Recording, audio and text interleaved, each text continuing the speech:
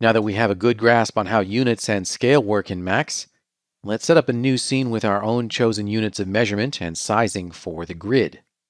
We'll start by going into the Customize menu to Units Setup, and let's change our display unit scale to metric with units of centimeters, and click OK. Now I want to set up the size and spacing of the grid. To do that, go to any one of the magnet icons up here on the main toolbar.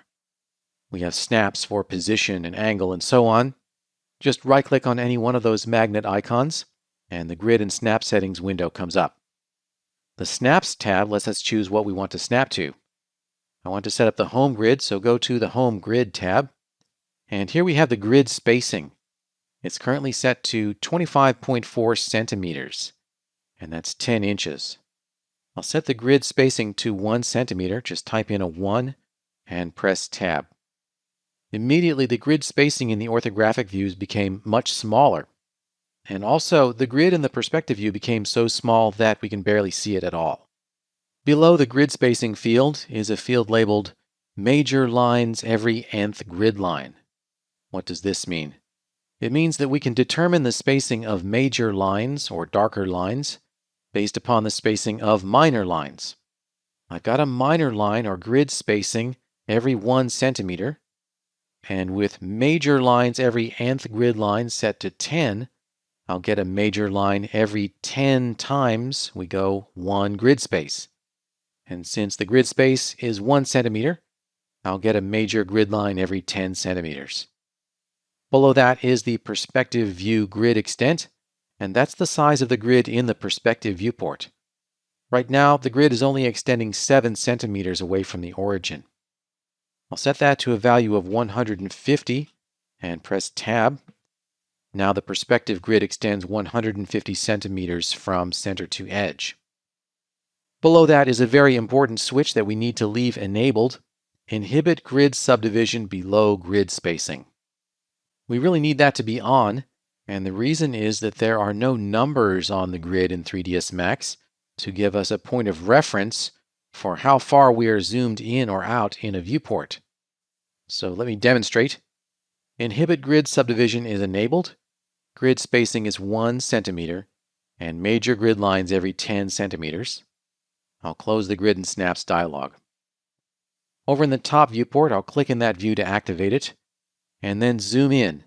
Control, Alt, and middle mouse, and zoom in. And as I continue to zoom in, the grid lines will actually automatically subdivide.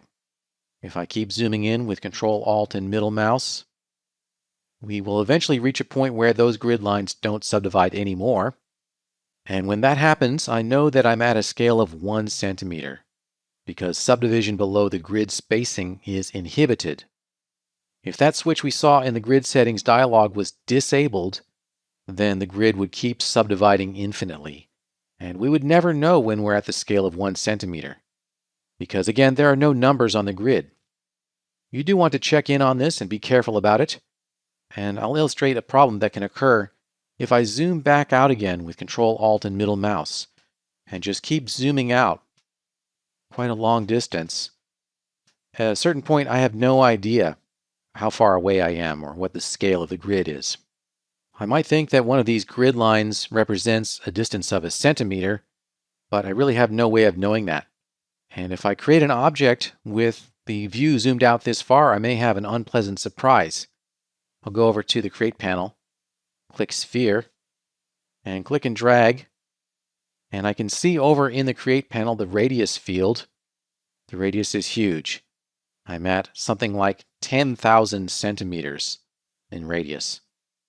Okay, that's why you want to have Inhibit Grid Subdivision enabled, so that you can zoom in to exactly 1 grid line and it will not continue to subdivide.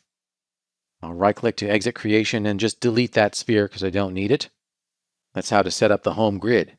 You'll want to do that before beginning any project, especially a modeling project, so you can get a sense of the scale of your world by simply looking at the grid.